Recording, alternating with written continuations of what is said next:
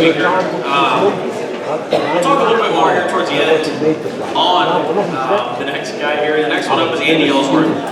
I'll be honest with you guys, when I came into the general manager position, if I had to pick one person, not even counting my dad, but I guess I was probably less nervous of my dad than what I was of Andy Ellsworth. I knew that Andy was going to be very hard on me. He was going to make sure that I did everything correct. But with that being said, over the last year, Andy and I's relationship has grown very close. I'll talk a little more on it in a little bit. We got to do a really fun trip together this year, and I've learned a lot from Andy as well. His relationship with people, how he handles himself, his manners, and that's kind of what he's going to kick off here today. So with that being said, next up is Andy Ellsworth.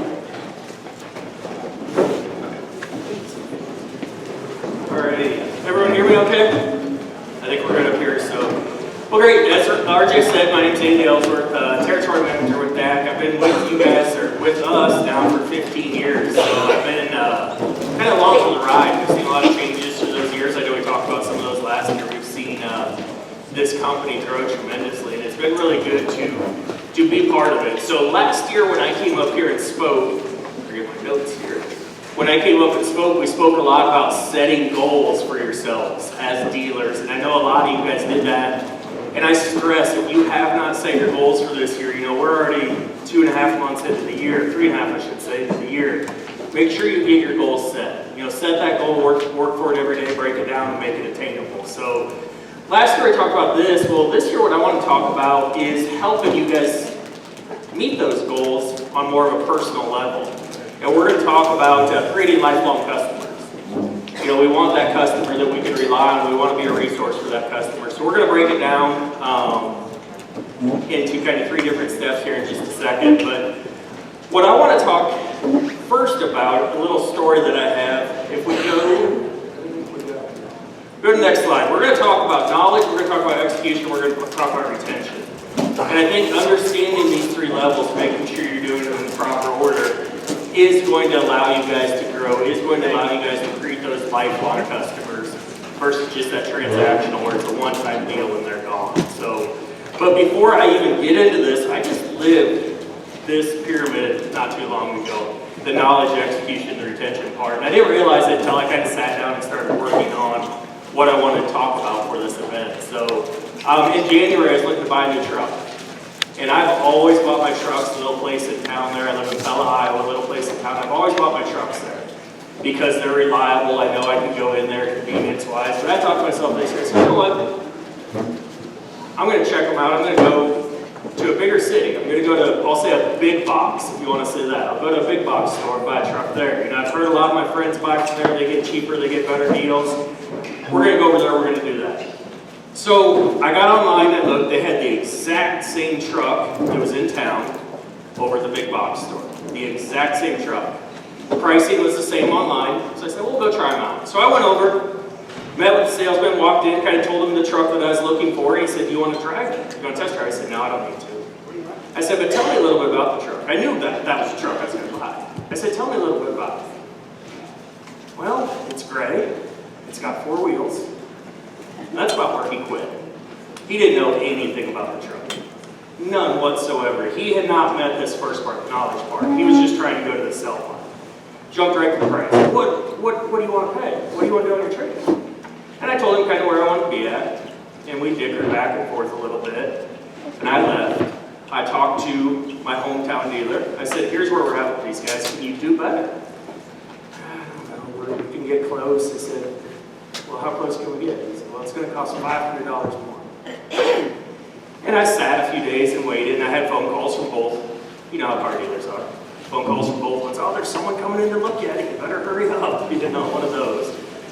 And I let it sit, and I got to the point again. I knew I was going to buy a vehicle. I knew it was going to cost me $500 more to buy that vehicle in town. But I ended up buying from them because I knew my salesperson there. I knew if I had a question. They told me everything about the truck. All the bells and whistles, everything in it. I knew if I had issues, they were there for me. They've proven that in the past. So it cost me $500 more to buy that truck, but really it didn't, because I have that service. I have that piece that I know if I have issues, I can take it in there. I travel a lot, and I know if I call them Monday morning and say, hey, I need to get in there, I need to get something done before I take off, they're going to make it work. They're going to bend over backwards because they know me. They know my schedule, they know my needs. Whereas that big box store, it was just price. That's all he could offer me. I can save you money, I can save you money. That was it. I didn't get the service, I didn't get the commitment from them. So for me, again, it starts at the bottom. And what we're going to do is we're going to break down this knowledge, this execution, this retention part. But I want to do two things totally unrelated to what I'm going to talk about today first. Can I get everyone to stand up?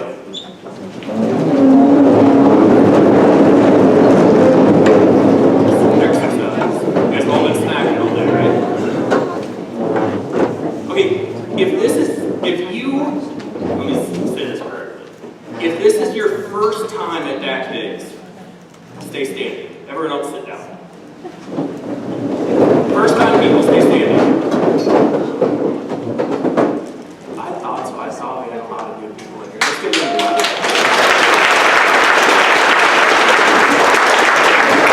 Okay, now you have to jump up and down 3 times and you can sit. Go ahead and sit. Thank you. Okay, then the last thing before we get started, I want to address one of the biggest mysteries that I've noticed today. You guys all got those round things with the logos on them in the middle of your tables? They're cookies. You guys can eat them. They're not horse treats. They're not dog treats. You can actually eat them, I promise. And I haven't tried one yet, but I've heard they're really good.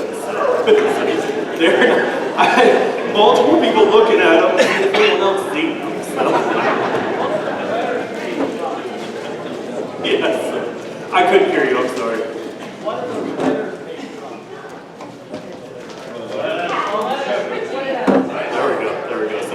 All right, so let's dig into this a little bit. Again, I think this is something that if we all take this to heart, we really focus on these 3 steps, you're going to meet those goals that I want you guys to set for yourselves.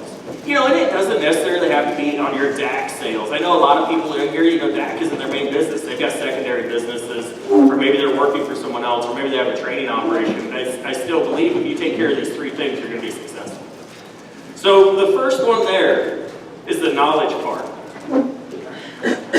And the biggest thing to understand, the story that I just told you, that big box store tried to skip the knowledge part, and they went up to the execution.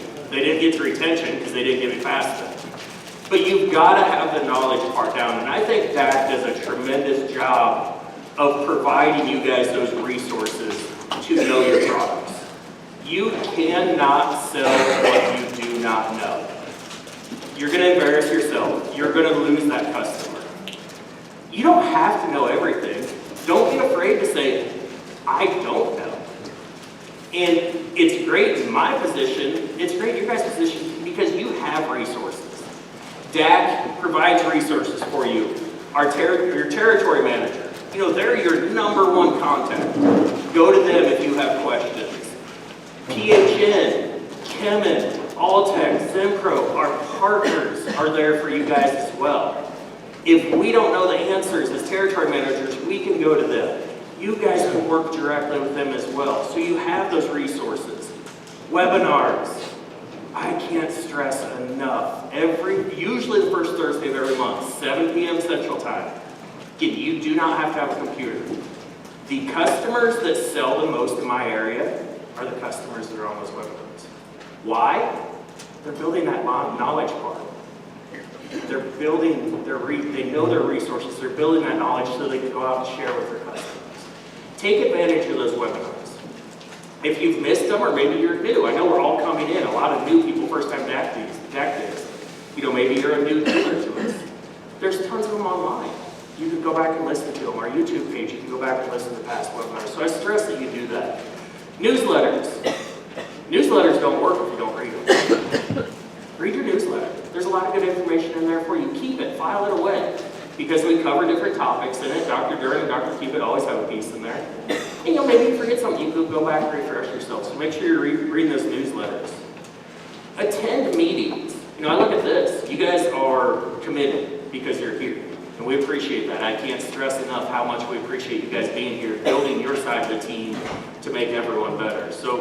But attend meetings. I've heard a lot of my customers, and I do a lot of meetings in my areas, and when it's their meeting, They're just focused on taking care of everything. They're focused on, man, do I have this, do I have this, do I have this? And what I found is some of them will go to maybe a neighboring meeting, and they say, oh man, that was great. I didn't have to think about if we have enough pizza or ice cream. I have to think about if we have the seating, is the lighting right? I could just go listen. I could just take it in. So I stress that, I know we're spread out all over, but there's also other dealers that aren't too far from you, so maybe see when their meeting is. Go there. That other dealer's a resource for you as well.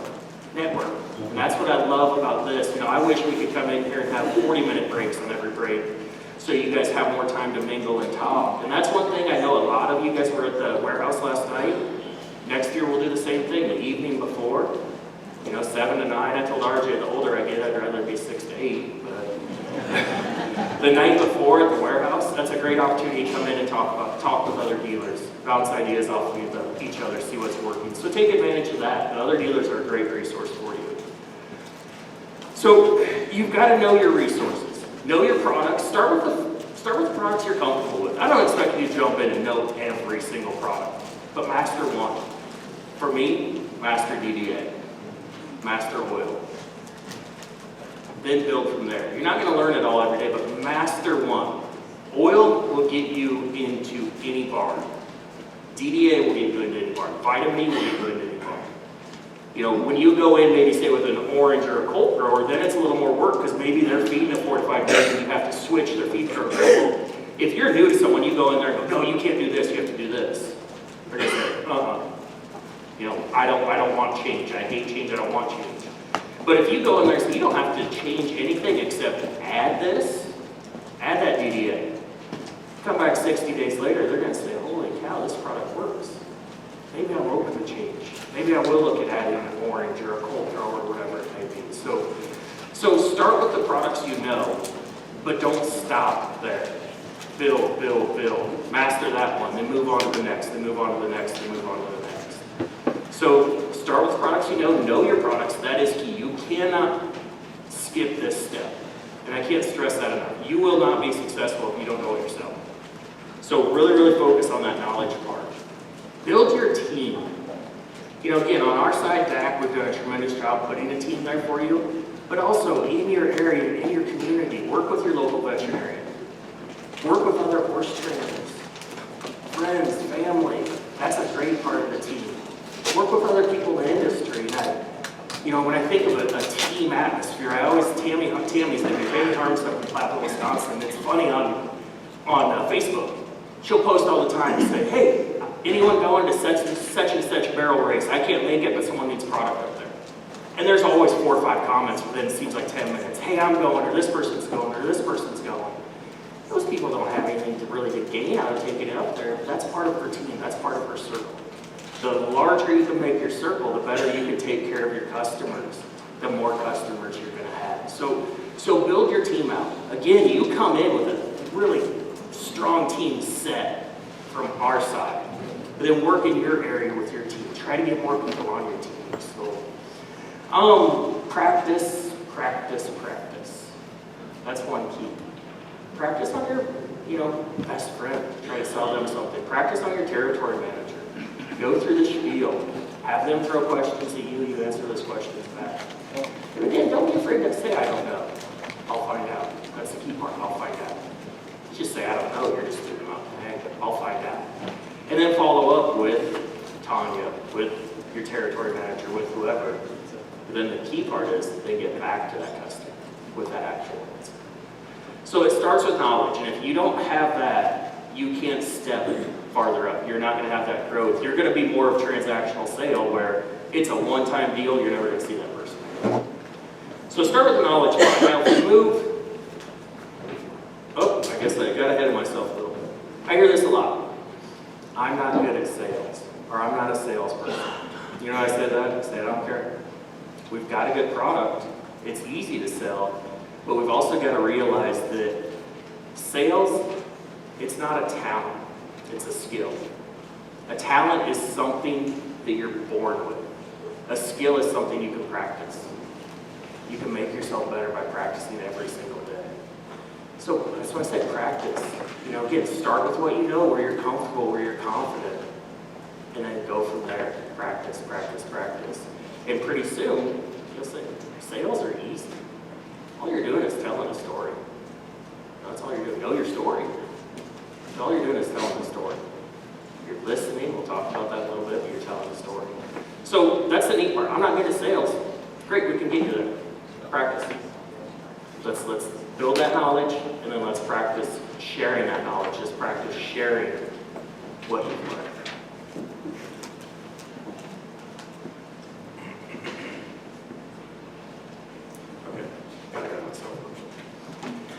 Now we get into the execution part. You've taken care of that knowledge. Execution is hard. Paul Kalmbach talked about courage. Execution takes courage. Get out there. Go to an event. Don't be afraid to fail. You know, I think I told this story in here actually. The first meeting that I did was for Aaron Yoder. We had a big crowd. We didn't sell anything. I was scared. I was sweating. It was hot anyway. But we didn't sell anything there. You know, I looked at that and I'm like, man, that was a failure. But I did it and I learned from it. You know, go out there, pick an event. And this is something where work with your territory manager on picking maybe the right event to go to. Or work with other dealers. Say, hey, you know, you've gone out, maybe you've set up at something. What do you find works best for you? What should I take? How should I set it up? But that part takes courage. You've got to take that step to get out there. Host a meeting. That is one of the best things. Number one, it's on your home turf.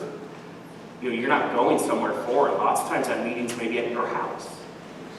Well, raise your hand if you're a horse person. Raise your hand if you like sharing stories about your horse. Man, that's an easy conversation starter right there. That's an easy way to get comfortable. Bring them into your house. Host that meeting. You know, you've got help when you're doing that. You know, I would wish I could get to every event, other territory managers as well.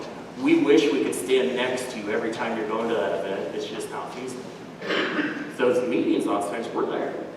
You know, we can be the buffer for you. We can be the help for you right there that day. So host a meeting. In a meeting, there's many different types of meetings. You know, there's webinars, there's in-house meetings. So work with your territory manager. If you're not, it's a tremendous way for you guys to help execute, help get that knowledge out there. Avoid chaos. It is a chaotic world we live in. It's a busy world. It's a crazy world. Avoid chaos. And I picture this more when you're going out to an event, maybe you're setting up. So what do I mean by avoid chaos? Be ready. Be organized. Have your booth in place. Have your booth look nice. Everything looks clean. Everything's pointing the right direction. Display it in a way that you're proud of. But be ready for those customers to come in. Have your ticket books. Have your bags ready for them. Have your scoops, your pumps, all that stuff. But be ready for them to avoid that chaos. We did in February, Nicole spoke on setting up at events, and I think that's a really good one. It is on the YouTube channel. Go back and listen to that. And she said, there's things that you need to take, and we could print that off for you guys that maybe don't have access to the internet. Here's a list of things you need to take when you go to a show to be ready. Because the last thing, and I'm sure you guys have all lived it, last thing I want when I go try to buy something from someone is them not being ready for it. Oh, hold on, I gotta go find this. Hold on, let me find a ticket book. Hold on, I don't know this. I don't know that. I don't know that. Pretty soon you're sitting there going, man, let's go. You know, we're always in a hurry, but let's go. Let's be ready. So be ready for that customer. Be ready to meet their needs. Be ready to answer their questions and avoid that chaos. Listen. It's one of the hardest things to do these days. Take time and not just listen, actively listen. Undivided attention. Look that person in the eye, face that person, and try to understand where they're coming from. Ask leading questions. You can't fix their horse if you don't know what's really going on. Ask questions. Hey, what are you feeding for headache? What are you seeing? Are you seeing this horse diarrhea? Look at poop. As Jenna said, look at poop. Ask those questions that gives you a better picture of what's going on with that animal. Instead of just saying, oh yeah, you need this or you need this. But you've got to listen, and I'll come back to listen in just a second. And then reflect. I think this is one of the biggest things. Because we all fail, we all succeed. Reflect on both. You have someone comes in, they don't know anything about the products, you tell them about the products, you sell them the products, that's great, that's a victory, right? Why did it work? What helped you make that person know that they needed DAC? Why did that work? The next person comes in, they come in, you spend 10, 15 minutes with them, you're talking, they don't buy anything. Why did that not? Did you do something differently? No, maybe the customer just flat wasn't going to buy regardless. Or maybe you didn't listen, or maybe you didn't get to the right product, or maybe you didn't know the right product to recommend. So reflect on both our positives and our negatives.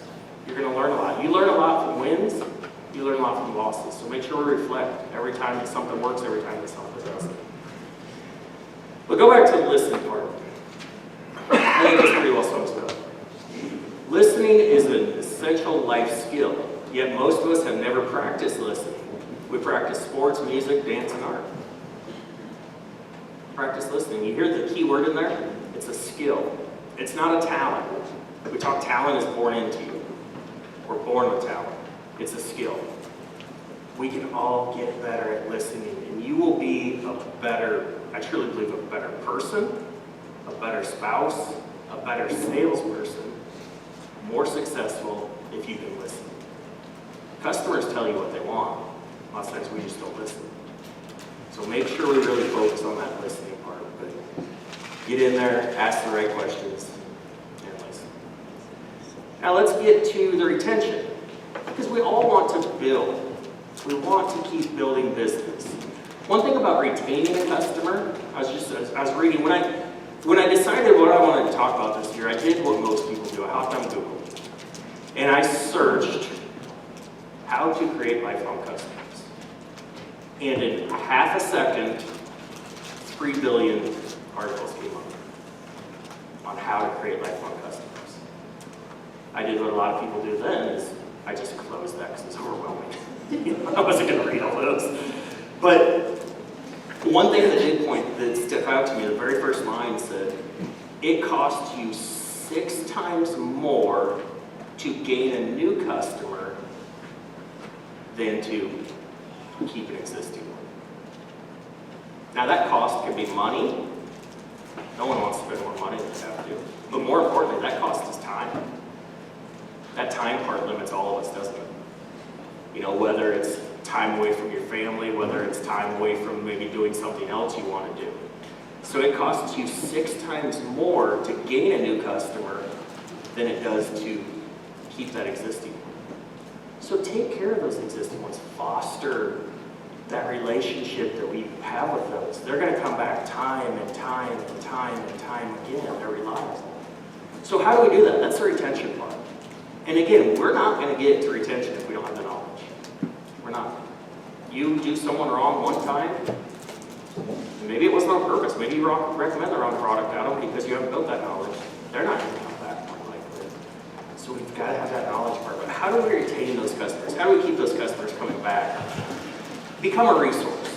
And that's one of the biggest things. And I've heard Dr. Cuban say a million times, we all want to feel like we can help someone else.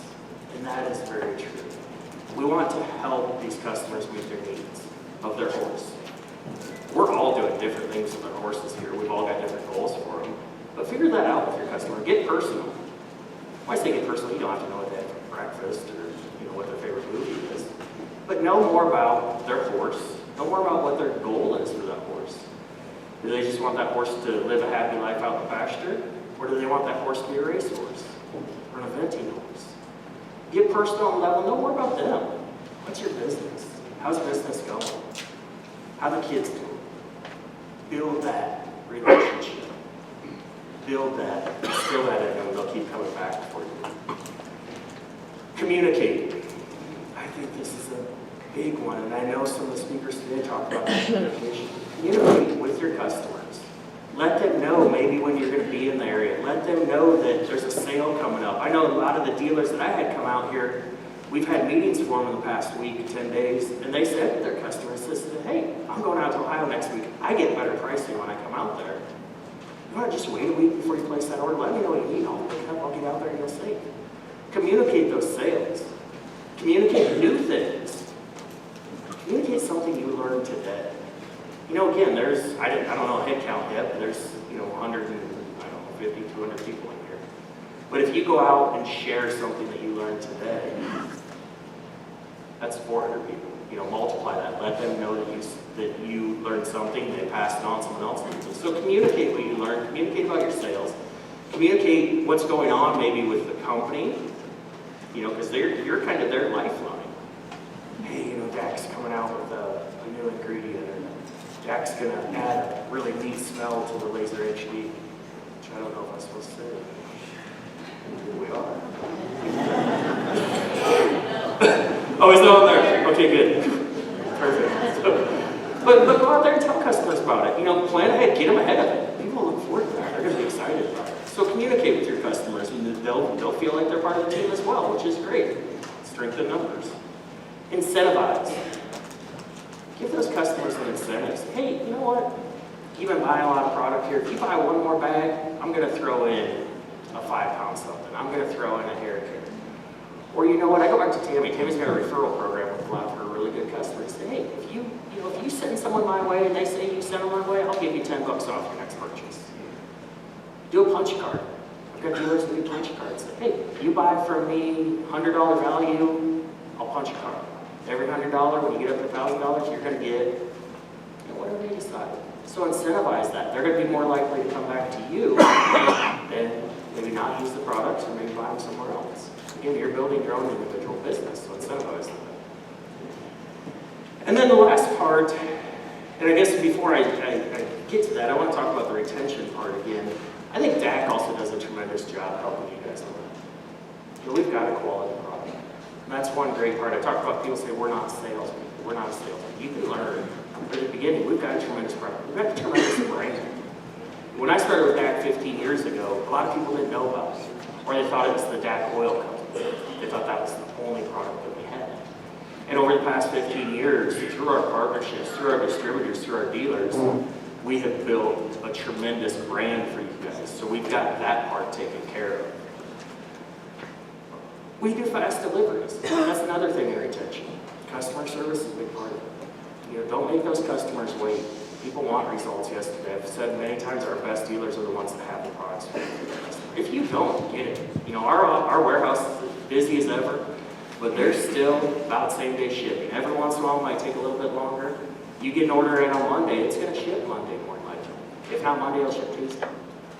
We try to get out to you guys as fast as we can, take care of those customers. Again, because if they make a trip, you don't have it there, they're either, hopefully they make that trip back. Lots of times they'll say, forget about it, I don't need it, or they'll go buy something else or first. So make sure we help on the customer service getting to you guys, make sure you get after those. And then the closing part, say thank you. It doesn't cost anymore, but say a specific thank you. Say to that person, thank you for stopping in and sharing your story about your horse. I hope he recovers. Or thank you for coming in and telling me about your dog. Don't just, a thank you is nice, but a lot of thank yous are empty.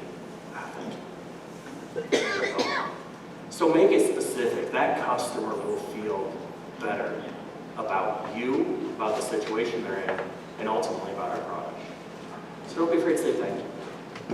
Again, I know this world is an interesting place, and sometimes that's all it takes. So in closing, thank you for spending time with us. Thank you for making the trip. I hope you guys enjoy the rest of the day.